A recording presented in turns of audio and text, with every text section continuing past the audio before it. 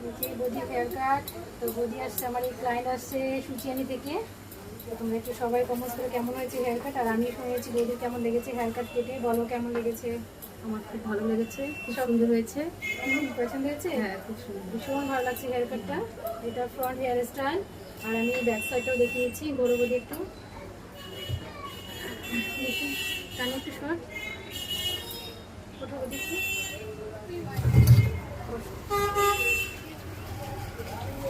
নিচে দেখো পেছনেরটা।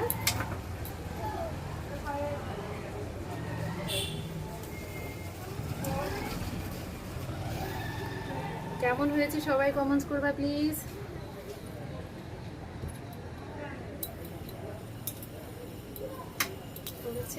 ঠিক আছে।